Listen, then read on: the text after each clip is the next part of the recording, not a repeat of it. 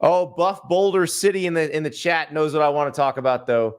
We definitely are going to talk about Coach Prime, because Coach Prime hit the transfer portal hard for some O linemen and had a nice weekend on the high school recruiting front. So we've got Buff Boulder City saying, "We coming, baby." That, of course, Coach Prime always say that. So we're grabbing Boo Carter and Walter Nolan. Woo, very interesting indeed. Boo Carter is a Tennessee commit that the Buffs are trying to flip. But let us talk about what Coach Prime has done over the weekend. It started Thursday with a commitment from Jordan Seaton, who is the #1 offensive tackle recruit out of high school. He is a big one, not just physically huge, but big for a lot of reasons, because this is the type of player you need to build around, and they just don't grow on trees. You don't typically find an athlete like this in the transfer portal. Basically a plug-and-play type left tackle. Now, plug-and-play is a little hard to say when it's a younger player going into college and they've got to start right away. But he probably will have to start right away at Colorado, or at least will have a chance to start right away at Colorado. But the question is, who's he going to start alongside? And that's something that Deion Sanders has been very busy with this weekend.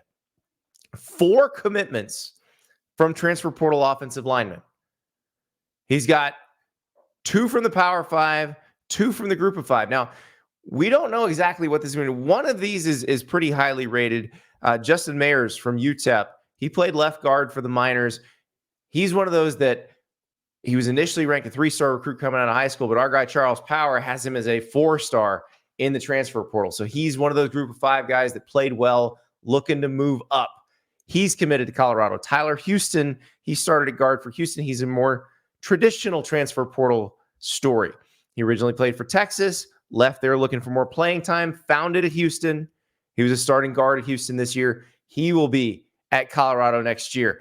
Khalil Benson was the starting right tackle at Indiana. He's from Mississippi originally. Tom Allen always had that connection. He used to work at Ole Miss. But he is on the move. He's going to Colorado. So a big guy there. And then Yakiri Walker, who was UConn's starting center this year, is headed to Colorado. And that, remember, Deion said, if the offensive line I have can't block, I will get new offensive line. And we said, I don't know if you can do that out of the portal. Well, he is going to try. He is taking as many of these guys out of the portal as he can. And again, like Jordan Seaton, I think, is probably one of your 5 opening day starters, unless he's been completely misevaluated, and I don't think he has been. You know, you saw Caden Proctor start every game at left tackle for Alabama this year. They're in the playoff. Caden Proctor had a rough start. It wasn't easy at first for Caden Proctor, but he got better and better. And by the time they played the SEC championship game against Georgia, he looked very good. So Jordan Seaton, similar level to him. And you heard Charles Power on Friday talking about maybe a more polished pass blocker coming out of high school. So that's a big get for the Buffaloes. And then you add, we don't know. Are they adding bodies? Are they adding guys that will contribute? The truth of the matter is we're not sure yet. We need to see them play together. Offensive linemen tend to, when they play together, chemistry matters. How do they work together? So we'll have to see. Phil Loadholt, the new offensive line coach at Colorado, remember, played at Oklahoma, played in the NFL. He's been an analyst at Oklahoma working under Bill Bedenbaugh, one of the most respected offensive line coaches in the country. Perhaps Loadholt can get these guys going, get them together. It is going to be a fascinating scenario to watch at Colorado, because that was the problem this year. You saw the hot start. Then you saw them kind of fall apart as the season went on. A lot of it was they could not block for Shedeur Sanders. And if they could block for Shedeur Sanders, they would have won some more games. Now, they went from 1-11 to 4-8. And that's a good move. That's an improvement in a very deep Pac-12. They now move into the Big 12, which I think is going to be a pretty good league. Will it be as good as the Pac-12 was this year? I don't know if it quite will be. But this is going to be really interesting to watch, because some of those offensive linemen that they got last year may also grow into the role. But that group has to get better. Offensive line, defensive line, they got to get better.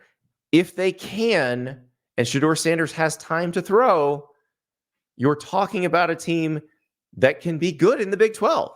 Can they win the Big 12? I don't know. Utah's going to be really good. They're bringing Cam Rising back. Arizona's going to be really good. You expect possibly a bounce back year from TCU. We'll talk about them in a little bit. But this is where it has to get better. This is where the evaluations have to work. And once these guys start to play together, they've got to be effective. They don't have to be great, but they have to be effective because you got to give Shedeur Sanders a little bit of time to throw. Now, I want to throw one more thing out here because we mentioned at the beginning Jordan Seaton, who not a portal guy, he's a high school recruit. Big get. So after Jordan Seaton committed to Colorado, Josh Newberg, our guy, On3 Recruits. If you don't subscribe to On3 Recruits already, you need to. It's the YouTube page where Josh and our crew who cover recruiting talk about the high school recruits as they decide where they're going to go.